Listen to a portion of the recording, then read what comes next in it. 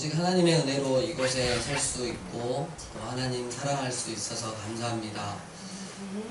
하나님 오후 예배 가운데 함께하여 주시고 또 하나님 말씀 많이 사랑하는 귀한 시간 되게 하여 주시고 성령님께서 지혜 주셔서 깨닫게 하는 은혜도 허락하여 주시옵소서.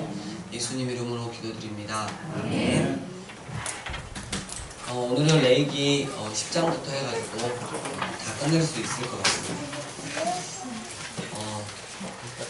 10장을 펴시고 레위기 10장은 교회 권위의 확립에 대해서 이야기를 합니다. 아론의 아들 나답과 아비후가 있었는데요. 각기 향로를 가져다가 여호와께서 명령하시지 아니하신 다른 불을 담아 여호와 앞에 분향하였더니 이랬어요. 이 때문에 불이 나와서 어떻게 해요? 그들을 삼킴에 여호와 앞에서 죽었다라고 말하고 있습니다. 여러분, 이 나답과 아비후가 동기가 어떠할 건지, 혹은 이 여호와 하나님께서 명령하신 거 말고 이걸로 드리면 어떨까 하고, 혹은 정성이 더 과해서 그럴 수도 있고, 아니면 아예 그냥 대충 드리지, 뭐 불을 꼭 굳이 구별을 해가지고 해야 돼? 막 이렇게 해서 드렸던지, 결국 하나님께 진노를 샀다는 것입니다. 지금은 교회가 이제 막 세워지는, 이스라엘 공동체가 세워지는 아주 중요한 순간이었기 때문에 이 나답과 아비후가 하나님 앞에 크게 벌을 받게 되는데요. 우리가 생각해야 될 게 뭐냐면, 그렇다면 하나님 앞에 나아가서 기마엘 가만히 있어. 네, 그래. 하나님 앞에 나아갈 때 우리가 예배를 드릴 때 누구의 방법대로 드리냐, 하나님의 방법대로 예배를 드려야 한다. 그래서 우리의 방법대로 우리의 열심으로 드려봤자 하나님 안 받으시고, 오직 우리의 마음을 다해서 예수 그리스도 십자가 보혈을 의지해서 믿음으로 예배를 드려야 한다라는 것입니다. 그래서 이로 인해서 좀 큰일이 일어났었고요. 그 다음에 11장은 젓가락장이라고 그러죠. 그래서 먹거리 장인데, 굳이 이제 우리가 적용하자면 첫 번째로, 여러분, 우리 몸이 건강해지는 음식을 먹어야 한다. 그래서 주로 인스턴트 음식을 먹다 보면 굉장히, 아이들 키워보면 아시겠지만 폭력적으로 됩니다. 음식을 뭘 먹이냐에 따라서 굉장히 아이들의 성향이 많이 좀 달라지는 것들이 있었고요. 두 번째로 뭐냐면, 육적으로 건강할 뿐만 아니라 영적으로도 어떻게 해야 된다? 건강해야 한다 라는 것을 잘 읽고 있습니다. 그래서 좀 읽어보시고, 44절, 나는 여호와 너희의 하나님이라 내가 거룩하니 너희의 몸도 구별하여 거룩하게 하고 이랬어요. 그래서 몸에 안 좋은 것은 여러분 될 수 있으면 멀리 하시고, 또 건강한 거 많이 이렇게 드시고요. 이걸 여기서 육체적인 그런 거에서 끝내는 게 아니라 영적인 의미에서도 잘 적용을 해내셨으면 좋겠습니다. 45절, 나는 너희 하나님이 되려고 너희를 애굽 땅에서 인도하여 낸 여호와라. 내가 거룩하니 너희도 뭐해라? 거룩해라. 몸도 마음도 거룩해라. 또 12장 13장 막 여기 보면 12장 이렇게 이 나온 후에 정결, 그 다음에 13장 나병 진찰, 그리고 막 보면 13장 47절 의복에 막 곰팡이 같은 게 폈을 때도 아주 정결하게 하는 게 있었어요. 14장은 나병 회복에 정결 예식 해가지고 이렇게 나오는데요. 중요한 건 뭐냐면, 몸이 구약에는 어찌 이렇게 힘들었을까? 그러니까 그냥 거기다 맞추시면 돼요. 내가 거룩하니 너희도 뭐해라? 거룩해라. 그 이스라엘 공동체는 그 어떤 하나, 우리가 가지고 있던 가방이나 그 어떤 것에도 곰팡이가 끼면 안 될 정도로 굉장히 거룩성을 유지하려고 했던 공동체가 이스라엘 공동체가. 그래서 그 관점에서 보시면 되겠고, 이거를 지금 우리 가운데 적용을 하면 될까요? 누가 이렇게 얼굴에 뭐가 났는데, 야, 너 불결해, 예배당에서 꺼져, 막 이래가지고 밖에서 엘리베이터 앞에서 예배 드려, 막 이런 식으로 적용을 하면 안 된다는 거죠. 그러니까 거룩하신 하나님께 우리의 몸과 마음을 거룩하게 구별해서 드리는 것. 이 당시에는 맞지만 지금 우리에게는 안 맞는 그런 거죠. 그래서 이상한 걸 적용시키면 안 됩니다. 15장은 성병에 대해서 나와 있어요. 굉장히 자세히 나와 있고요. 그 다음에 이제 16장이 좀 중요한 거, 속죄일, 대속죄일이 나와 있어요. 그래서 여러분 이스라엘 절기는 조금 이따 나오니까 미리 좀 설명을 해드릴까요? 우리나라로 하면 7월 1일 정도, 이스라엘로 말하면 7월 1일 정도, 우리나라로 하면 10월 달 정도가 되는데, 신년, 그래서 새로운 여자가 아니라 신년은 새로운 해를 알리는 나팔절이었어요. 그래서 예수님이 이렇게 제자들이 물어보잖아요. 주님이 언제 오심이 언제이니까 물어봤을 때 때와 시간은 알 수가 없다라고 이야기했는데요. 이 나팔절이 태양력으로 가는 게 아니고 달로 이렇게 세는데, 여러분 맨 끝자락에 있을 때 무슨 달이라고 그러죠? 이렇게 왼쪽으로 이렇게 있는 달을 네, 금음달. 그렇죠. 금음달이고, 이제 막 딱 되면 오른쪽 눈썹 이쪽이면 초승달이잖아요.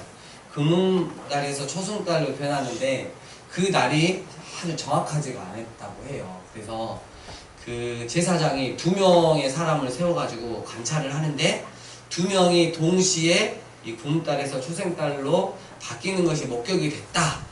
증인이 딱 들어오면 그때 이제 나를 어떻게 해요? 지금부터 신년이다, 나팔절이다 하고 이렇게 선포를 했다고 해요. 그러니까 예수님이 말씀하신 비유는 바로 이런 비유입니다. 너희가 신년도 어떻게 해요? 이때인지 저때인지 잘 알지 못하지 않냐, 이런 현상이고, 그리고 예수님이 오신다면 이렇게 이스라엘의 이 절기상으로 보면 오신다면 그냥 아무 때나 오실 분이 아니라 분명히 절기 가운데다가 구속사적인 게 있으니까, 이 신년, 새로운 새를 알리는 이 년에 예수님은 오시겠다라고 우리는 추측을 했어요. 추측만 했어요. 오신다고 저 안 했어요. 이 단어로 모시면 안 됩니다. 추측을 할 수 있고요. 그리고 나서 그 달 1일부터 시작을 해가지고 약 한 대속죄일 7월 10일까지 뭘 하냐면 회개의 날을 가져요. 회개. 그래서 우리 아이가 지금 한 바퀴 돌아다가 지금 실패를 했어요. 이 10일 동안 회개의 시간들을 이렇게 가져가지고 철저하게 하나님한테 회개하고, 그리고 이제 10일이 되는 날에 무슨 날이다? 대속죄일이 있어요. 1년에 한 번씩 이렇게 대속죄일인데, 대제사장이 그때만 지성소에 들어가서 이 시은소 위에 피를 뿌렸다고 했죠. 근데 16장 8절에 보면 이 대속죄일을 위해서 몇 마리의 염소가 준비되어졌다? 2마리. 한 마리는 여호와를 위하고 이게 번제로 드리는 거예요. 제물로 태워서 죽이고, 한 마리는 또 어떻게 해요? 아사셀. 이게 번외어지는 염소인데요. 그러니까 2마리 염소가 있으면, 한 염소는 이 동쪽으로 문이 나 있는 성전으로 들어가서 어떻게 그 번제단에서 잡히고, 어떻게 해요? 대신 안수가 되어지고, 인류의 죄를, 이스라엘 백성의 죄를 지고 거기서 태워짐을 당하는 거죠. 번제물이 되는 거고, 이 한 마리 나머지 염소는 어디로 보낸다? 광야로, 동쪽으로 멀리 보내요. 멀리 보내가지고 사막 한가운데서 그냥 놔두고 와요. 그러면 어떤 의미가 있냐면, 이 2 염소는 예수님 자신이 온 인류의 죄를 대신 지시고, 어디에서요? 성전 번제단에서 지시고, 죄를 어떻게 해요? 아에라, 너희 가만히 있어. 아주 착하고. 자, 예수님 자신이 인류의 죄를 대신 지시고, 그리고 죄를 멀리 보내셨다는 의미. 그러니까 이 2 염소를 통해서 예수님 자신이 온 인류의 죄를 지시고 십자가에 못 박혀 죽으심과 동시에 우리의 죄는 어디로? 광야로 멀리 보내셨다. 마치 동이 서에서 먼 것처럼 멀리 보내셨다라는 그런 의미를 가지고 있습니다. 이해 가셨죠? 네. 얼른 넘어가겠습니다. 29절. 너희는 영원히 이 규례를 지킬지니라. 7째 달 곧 그 달 10일에, 그렇죠. 7월 10일이에요. 이스라엘 이렇게 달력으로 보면 34절 두 번째 1년에 한 번 속죄할 것이라 대속죄일이 있었습니다. 그 다음에 17장에 뭐가 이렇게 쭉 나오는데요. 7절에 그들은 전에 음란하게 섬기던 순념서에게 다시 제사하지 말 것이니라. 우상에게 우리가 제사를 하면 된다 안 된다? 안 된다. 그래서 우리 한국은 특별히 유교적인 것 때문에 조상에게 특별히 또 돌아가신 부모님한테 어떤 것을 표현하기 위해서 이렇게 절을 하거나 하는데, 분명히 성경에서는 그러지 마라. 너희 살아생전에 부모님께 효도하고 정말 후회함 없이 효도하고, 이미 천국과 이렇게 지옥으로 나눠져 가지고 이미 있는데 너희가 절하면 누가 와서 절을 받냐면 귀신이 와서 절을 받는 거다. 결국은 너희 의지하고 상관없이 나는 부모님이 그리워서 한 건데 결국 누가 귀신이 와서 사단이 경배를 받아버리는, 절을 받아버리는 그런 꼴이 되니까 그러지 마라. 요 하나님은 너희 마음도 중요하지만 너희가 겉으로 주님을 시인하는 삶을 사는지 부인하는 삶을 사는지도 정확하게 보고 계신다, 이런 게 있어요. 그래서 우리가 이제 그 제사 문제에 대해서는 아주 당당하게 정확하게 우리가 아시고 하셔야 돼요. 왠지 안 하면 죄송할 것 같아서 돌아가신 부모님한테. 여러분 그거 다 사탄이 주는 마음입니다. 여러분 우리가 절을 해서 부모님이 뭐 더 좋은 천국에서 이렇게 더 좋은 삶을 영위한다거나 그러면 안 믿으셨는데 어떻게 믿어지게 한다거나 이러면 저도 절하라 그러겠는데 성경은 절대 그렇게 말하지 않거든요. 이미 끝난 거예요. 예. 오직 하나님의 이 주권 아래 이미 나눠져 있으니까 그런 걸로 우리가 주님을 마음 아프게 해드리면 안 되는 것입니다. 잘 아시겠죠? 18장 성윤리가 이렇게 나오는데요. 성적으로 굉장히 많이 타락해 있어서 이런 이야기를 쭉 합니다. 그래서 읽어보시고, 특별히 18장 21절에 너는 결탄코 자녀를 몰렉, 암몬 족속의 국가 신입니다. 이 몰렉에게 주는데 자녀를 몰렉에게 줬다고 유아를 불태워서 제물로 드리는 인신 제사를 합니다. 불로 통과하게 함으로 내 하나님 이름을 욕되게 하지 말라. 나는 여호와니라. 여러분 계속 육체적인 간음을 말씀하시다가 21절에 갑자기 영적 간음을 이야기를 하고 계세요. 그러니까 우리가 어떻게 우리가 계속 레위기를 적용하냐면 거룩한데 내 마음도 거룩하고 내 삶도 거룩하고 이렇게 돼야 하는 것입니다. 그리고 18장 22절 너는 여자와 동침함 같이 남자와 동침하지 말라. 이는 다증한 일이니라. 너는 짐승과 교합하여 자기를 더럽히지 말며 이랬어요.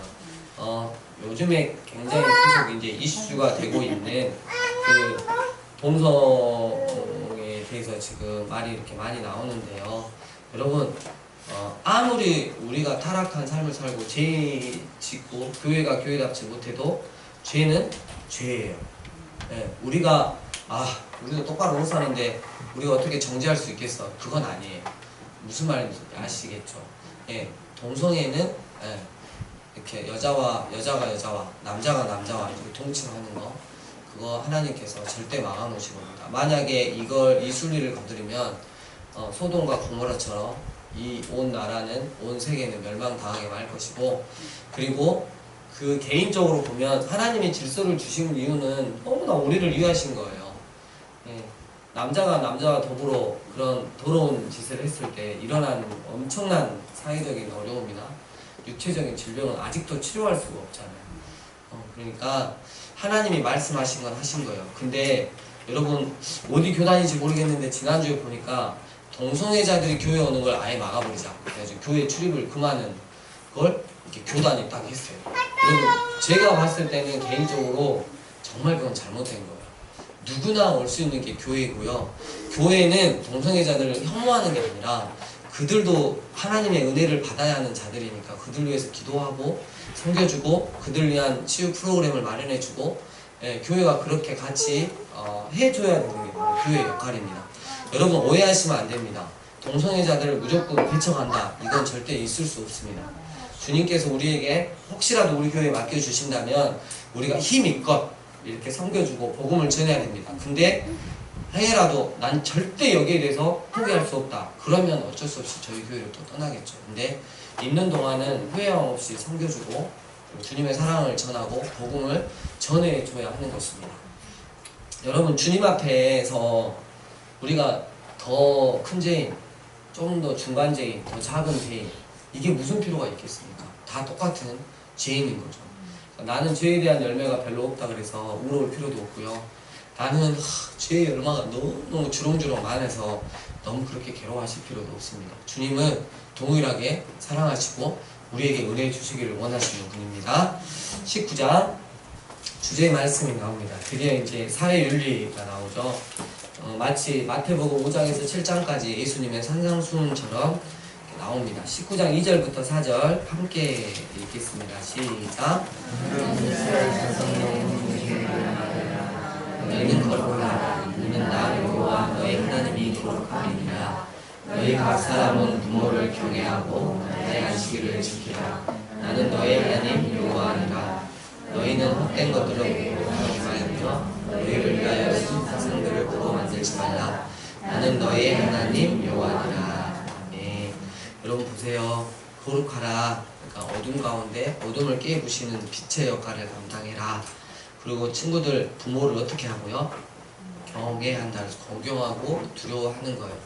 여러분 절대 부모한테 잘못한 사람이 성공할 수는 없어요. 하나님 앞에서. 이건 정말 자명한 것입니다.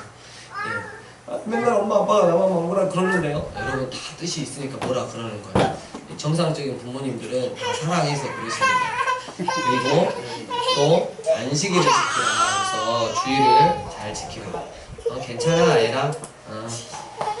나는 너의 하나님 여호와니라. 이렇게 말씀하시고 절대 우상을 섬기지 말라고 또 말씀하고 있습니다.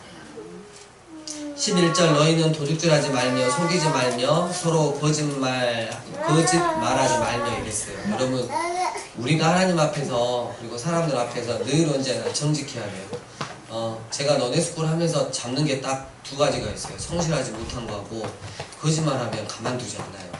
예. 근데 이게 너무 중요하더라고. 앞으로 사회생활 하는데.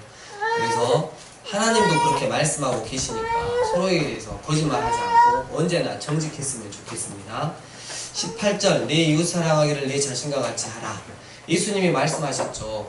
네가 대접받고 싶은 만큼 네 이웃한테 하면 된다. 왜 사람들이 나한테 이거 안 해주지? 여러분 그 생각하는 만큼 이웃한테 하면 되겠습니다. 그리고 20장 반드시 죽여야 하는 사형제도가 나와 있습니다. 주로 우상숭배, 성적 음란죄 이건 바로 죽였습니다. 21장 제사장 처신규례 나와 있고요. 22장 성물규례 나와 있고요. 23장으로 넘어가겠습니다.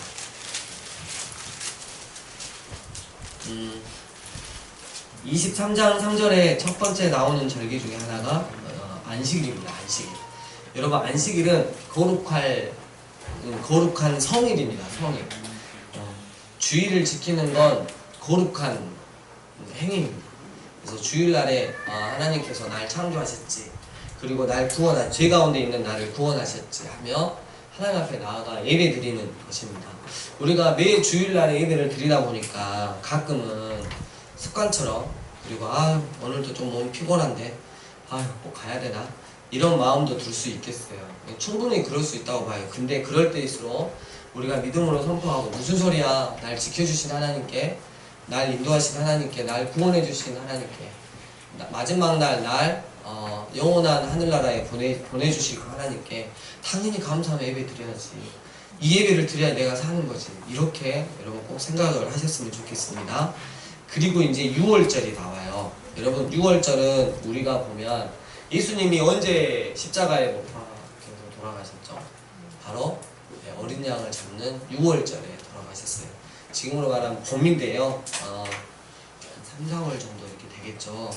6월절은 그 이스라엘로 말하면 1월입니다. 1월 14일 저녁에 어린 양을 잡는데 이 6월절을 반드시 지키라 그래요. 여러분 이 6월절은 어린 양 되시는 예수 그리스도, 온 인류의 내 죄를 대신 지시고 십자가에 죽으신 예수님을 기억하는 날이 바로 6월절입니다. 그리고 여러분 6월절부터 바로 그 저녁부터 일주일 동안 쭉 연결되는 게 있는데 그게 무슨 절이다? 무교절. 누룩을 넣지 않는 빵을 먹어야 돼요. 그러니까 죄를 제거하는 절기가 되겠고 또 쓴 나물도 먹었죠. 쓴 나물은 뭐예요? 애굽 땅에서 그 고통받던 종으로 고통받던 그때를 기억하라. 우리로 말하면 사단의 앞잡이가 돼서 그렇게 죄를 아무렇지도 않게 짓고 했던 그때를 기억하면서 네가 어디로부터 구원받았는지를 알아라. 그리고 여러분 또 하나가 있어요. 6월절하고 포함해서 일주일 무교절 사이에 첫 번째 맞는 주일이 있어요. 토요일이 안식일이 아니라 주일에는 무슨 절이다? 초실절이라고 했어요. 그래서 첫 보리가 수확이 되는 날이에요. 그때 첫 열매를 드리는 거예요. 여러분 주님께서 우리 예수 그리스도께서 십자가에서 당신의 첫 생명을 드리셨죠. 마찬가지입니다. 그 후로부터 여러분 자 이제 15절 보면 그 후로부터 여러분 7일 49일이 지난 다음에는 뭐가 있냐면 맥추절이 있어요. 근데 한자어로는 좀 잘못됐죠. 이때는 밀을 수확해서 드리는 날이에요. 근데 구약에 뭐 굳이 그러면 뭐 상반절에 꼭 이렇게 하면서 교회는 그게 문제야. 감사 항목을 막 이렇게 막 내려오고 막 구역별로 막 조사해도 너 얼마 낼 거냐 이러니까 문제야. 그냥 감사하면 되는데. 근데 우리로서 지금 감사해야 되는 게 뭐냐면 그 맥추절은 어떤 날이냐면 교회가 탄생합니다. 성령님이 이 땅 가운데 오셔서 우리 마음 가운데로 들어오신 날이 바로 이 맥추절입니다.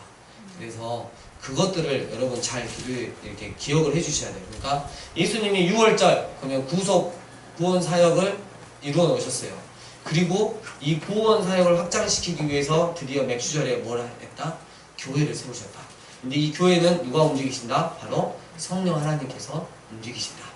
이렇게 하고 그 다음에 6월절부터 약 163일인가? 그 뒤로부터는 여러분 이제 그 10월 달에 아까 10월 10일이 그 대속죄일이었잖아요. 그때 14일부터 21일까지가 여러분 잘 아시는 추수감사절, 정확하게 표현하면 초막절이 되겠습니다. 이스라엘이 광야 40년 동안 초막생활을 했는데도 불구하고 어떻게 해요? 하나님께서 기가 막히게 인도해 주셨다고 하는 것과 1년에 있는 모든 그 농산물을 하나님 앞에 감사해 드리는 것. 이건 구속사적인 의미로 뭐냐면 주님의 다시 오셔서 믿는 자를 다 구원하시는 그 절기가 바로 초막절이 되겠습니다. 그러니까 이스라엘의 이 3대 절기는 구속사, 우리 인류의 구속사를 정확하게 보여주는 거예요. 6월절, 예수 그리스도의 구원사역 행사. 그리고 이 맥추절, 뭐예요? 초대교회 탄생. 그래서 이제는 열매를 거둬들이는 역할. 그리고 그 다음에 초막절, 그러면 주님의 다시 오셔서 익은 추수들을 싹 거둬들이고 가라지는 어떻게 해요? 한쪽에 모으고. 여러분 우리가 그 사복음서 봤지만 알곡을 보통 먼저 모으는데 가라지가 교회에 얼마나 많으면 뭐부터 모은다? 가라지부터 모으고 나중에 알곡을 모은다. 여러분 이게 진짜 어마무지한 말씀이에요. 교회에 가라지부터 모은다고. 지금은 우리가 정말 그냥 진 목사가 저렇게 하니까 기분 나빠할 수도 있고 진짜 너무한 것 같기도 하고 그러지만 여러분 그 조그만 입장을 바꿔서 생각해 보면 제가 여러분에게 이렇게 하는 건 뭐냐면 한 사람이라도 더 하나님 앞에 구원받기를 바라는 마음. 제가 복음의 통로되고자 하는 그 마음 말고는 없습니다. 여러분들이 막 구원받고 막 이렇게 하나님 말고 안 나오면 뭐 나중에 저한테 뭐 해주실 건가요? 아니잖아요. 그런 의미가 아니에요. 진짜 어쩌면 오늘 이렇게 모였다가도 오늘 저녁에 하나님이 생명 걷어가시면 끝인데 한 번이라도 복음의 말씀 더 들려주고 좀 우리의 영혼을 좀 거스리고 찌르는 말씀이지만 그렇게 해드릴 수밖에 없는 건 뭐냐면 하나님 앞에 제가 부끄럽지 않는 주의 종 되기를. 그리고 주의 종이라고 하는 건 주님의 말씀을 그대로 전하는 게 주의 종이지 않습니까? 그래서 제가 너무 혹시라도 막 어쩔 땐 너무 세게 말씀하신다 이러면 저 양반이 성령께 충분히 취해가지고 말씀을 하시는구나, 다 우리를 위해서 하시는구나, 이렇게 좀 이해를 해주시면 좋을 것 같아요. 할렐루야. 네, 아멘 해놓고 또 속으로 너무 심하게 하지마. 그 다음에 이제 안식년이 있어요. 25장에 안식년은 그 6년차 다음에 뭐요? 7년차에 그리고 그 다음에 25장 8절에 희년이 있어요. 7년이 7번. 그래서 49년이 지나면 뭐가 된다. 그 다음에 10절 너희는 50년째 해를 거룩하게 그 땅에 있는 모든 주민을 위하여 자유를 선포하라 이랬어요. 예수님이 이 마태복음을 보면 은혜의 해라는 것을 선포하세요. 이 은혜의 해는 바로 이 희년입니다. 여러분 요 당시에 이스라엘은 이 희년을 딱 선포하면 그동안 돈이 없어서 자녀를 나무집 종살이 시키거나 자기 토지를 팔거나 빚을 졌거나 하는 모든 사람들에게 모든 걸 다 어떻게 해요? 탕감해주고 원위치로 돌려줘요. 여러분 이미 성경에서는 가장 좋은 시민 사회법, 사회복지법이 이미 돼 있고요. 이거는 단순히 막 영적으로만 해당된다 그게 아니고 우리 사회가 지향해야 할 부분입니다. 그래서 그 부분을 쭉 이렇게 읽어보시면 좋을 것 같고요. 그 다음에 26장 보시면 상과 벌에 대해서 나옵니다. 26장 3절 너희가 내 규례와 계명을 준행하면 내가 너희에게 천을 따라 비를 주리니 땅은 그 산물을 내고 밭에 나무는 열매를 맺으리라. 너희의 타작은 포도 딸 때까지 미치며 너희의 포도 따는 것은 파종할 때까지 미치리니 너희가 음식을 배불리 먹고 너희 땅에 안전하게 거주하리라. 이렇게 해주시고요. 그 다음에 12절 나는 너희 중에 행하여 너희 하나님이 되고 너희는 내 백성이 될 것이라. 14절 그러나 너희가 내게 청종하지 아니하여 이 모든 명령을 준행하지 아니하며 내 규례를 멸시하고 내 마음의 법도를 싫어하여 내 모든 계명을 준행하지 아니하며 내 언약을 배반할진대. 이거 쉽게 말하면 뭐냐면 말씀대로 안 사는 거예요. 그러면 16절에 보세요. 내가 이같이 너희에게 행하리니 내가 너희에게 뭐요? 놀라운 재앙 1단계에 버리면 놀라운 재앙을 내리는데 막 폐병, 열병 막 이렇게 나와요. 그리고 18절 또 만일 네가 그렇게까지 되어도 회개하지 않고 내게 청종하지 아니하면 너희의 죄로 말미암아 내가 너희를 몇 배요? 7배 곱하기 7을 더 징벌하는데 그때는 20절 너희의 수고가 헛될지라 이렇게 이야기를 하고 있고 21절 너희가 나를 거슬러 내게 청종하지 또 그래도 회개하지 않고 내가 너희의 죄대로 그런다면 내가 너희의 죄대로 너희에게 또 몇 배요?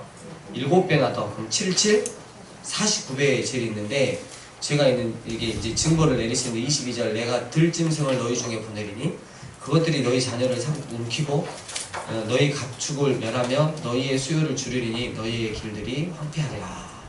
이렇게 23절 이런 일을 당하여도 너희가 내게 돌아오지 아니하고 또 대항할진대 24절 7배나 더 치리라. 우리 주님 보세요. 누가 이긴가 한번 봐보자. 딱 이러시는 거예요. 주님을 우리가 이길 수는 없습니다. 여러분 마지막까지 우리가 주님한테 개길 수는 있어도 마지막 때 주님을 대항해서 이길 수는 없습니다. 죄송하지만 그건 성경의 선언입니다. 그래서 7배나 또 주하는데 그럼 몇 배가 되냐? 343배의 이제 벌을 내리세요. 내가 칼을 너희에게로 가져다가 언약을 어긴 원수를 갚을 것이며 너희가 성읍에 모일지라도 너희 중에 뭐요? 전염병을 보내고 너희를 대적의 손에 넘겨버릴 것이다. 내가 너희가 의뢰하는 양식을 끊어버리겠다. 극도의 굶주림을 주겠다. 28절 그래도 너희가 내 말을 안 듣고 하면 또 7배나 더 징벌한다. 이건 뭐예요? 2401배의 죄. 여러분 너희가 아들의 뭘 먹어요? 딸의 뭐요? 살을 먹어요. 여러분 이스라엘 여기까지 갔어요? 역사적으로 2번이나 했어요. 이스라엘에 진짜 웃기시고 자빠지셔서 우리 하나님 이렇게 개기고 첫 번째 단계 7배, 49배, 343배 그 다음에 몇 배죠? 2401배 이 죄까지 오는데 끝까지 하나님을 부인하고 하나님 말씀 속 썩히고 그랬을 때 전쟁이 일어나가지고 여러분 엘리사 시대 그 아람 군대 와서 포위했을 때 사마리아 포위했을 때 오늘은 가벼워가지고 네 자식 잡아먹고 먹을 게 없으니까 내일은 내 자식 잡아먹자. 여러분 정말 자식들의 살을 먹을 수밖에 없는 그 극도의 벌을 받게 된다는 거죠. 이런 하나님 앞에 우리가 굳이 저는 그래요. 개기거나 대들 필요는 없을 것 같아요. 그냥 하나님 사랑합니다 하고 하나님 날 구원하셨고요. 하나님 온 세상을 주관하고 계십니다 하고 내어드리면 그 행복한 삶을 살 수 있는데 우리가 다시 한번 좀 생각을 해봤으면 좋겠습니다. 33절 내가 너희를 여러 민족 중에 어떻게 한다? 흩을 것이다 이랬어요. 여러분 지금 이스라엘 어때요? 여러 민족 가운데 어떻게 하고 있어요? 흩어져 있죠. 2000년 동안 아주 디아스포라 민족이 되어가지고 온 열방 가운데 뿔뿔이 흩어져서 사는 민족이 바로 이스라엘이었습니다. 이스라엘은 하나님이 이렇게까지 말씀하셨는데 결론은 어땠어요? 마지막 벌까지 징계까지 다 받아 누리는 데예요. 여러분 이 말씀대로 이루어진 역사 이스라엘 1949년 48년에 이스라엘 나라가 다시 생겼죠.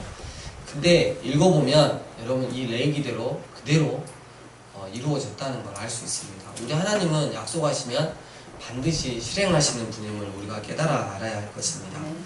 참 감사한 게 40절 그들이 나를 거스른 잘못으로 자기의 죄악과 그들의 조상의 죄악을 자복하고 또 그들이 내게 대항함으로 나도 그들에게 대항하여 내가 그들의 원수들의 땅으로 끌어갔음을 깨닫고 그 할례 받지 아니한 그들의 마음이 낮아져서 그들의 죄악의 형벌을 기쁘게 받으면 내가 야곱과 맺은 내 언약과 이삭과 맺은 내 언약을 기억하며 아브라함과 맺은 내 언약을 기억하고 그 땅을 기억하리라. 회개하고 돌아오면 은혜를 줄 것이다. 이렇게 46절 이것은 여호와께서 시내산에서 자기와 이스라엘 자손 사이에 모세를 통하여 세우신 규례와 법도와 율법이니라. 그리고 이제 27장의 서원 예물을 이렇게 쭉 드리는 게 있는데요. 여러분 보세요. 1장부터 25장까지 하나님의 말씀을 주장처럼 설명을 하셨어요. 야, 말씀이 이런데 말씀은 이렇고 너희가 이 말씀을 들으면 내가 너한테 상을 줄 것이고 말씀대로 살지 아니하면 심하면 2402배의 죄까지 내가 물릴 것이야. 이스라엘이 이 당시에는 지금 수천 년 전이니까 이렇게 했을 때 27장은 어떤 개념이냐면 1장부터 25장은 말씀 그리고 26장은 이에 따른 상과 벌 이렇게 딱 해가지고 어떻게 할래? 그래서 27장에 이스라엘 백성들이 주님 이 서원이라고 하는 건 뭐냐면 주님 말씀대로 따르겠습니다 하고 사인을 하는 거예요. 어떻게 이렇게 사인할래? 사인을 하는 거예요. 주님 우리가 하나님 앞에 서원하며 하나님 말씀대로 살아가겠습니다 하고 사인을 마지막 해놓는 게 바로 레위기 27장입니다. 여러분 사인까지 했는데 이스라엘 백성들이 어떻게 됐어요? 결코 그렇게 살지 않았어요. 세상 거 쫓으면서 그렇게 세상 거 탐닉하고 살다가 주님보다 더 사랑하는 것들 많이 만들어서 내 자신 충만히 사랑하다가 결국 그렇게 개박살이 났습니다. 여러분 우리 이 레위기 말씀을 통해서 우리가 말로만 교회 안에서만 막 결단하고 막 이렇게 서원하고 사인하고 이게 중요한 게 아니구나. 우리의 바깥에서 우리의 삶의 현장에서 내 가정에서 그리고 내 일터에서 정말 내가 하나님 말씀대로 살아가는 게 얼마나 귀하구나.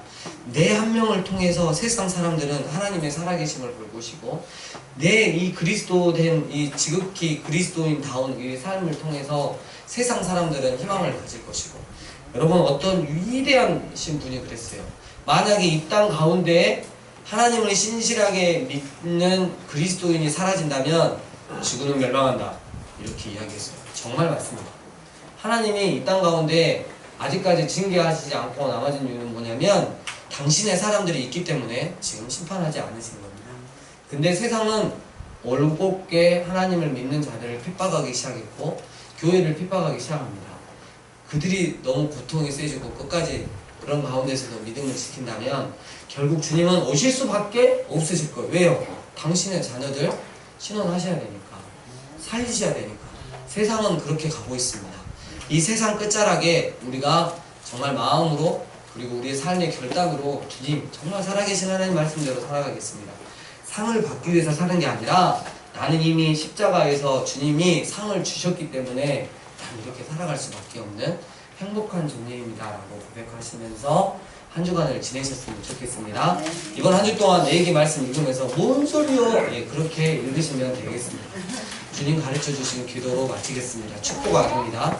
하늘에 계신 우리 아버지여 이름이 거룩히 여김을 받으시오며 나라의 임하시며 뜻이 하늘에서 이루어진 것 같이 오늘날 우리에게 일용할 양식을 주시고 우리가 우리에게 죄 지은 자를 사하여 주는 것 같이 우리에게 죄를 사하여 주시고 우리를 시험에 가지 마시고 다만하게 소부하옵소서. 대개 나라와 군사와 영광이 아버지께 영원히 싸움나이다. 아멘. 우리 연합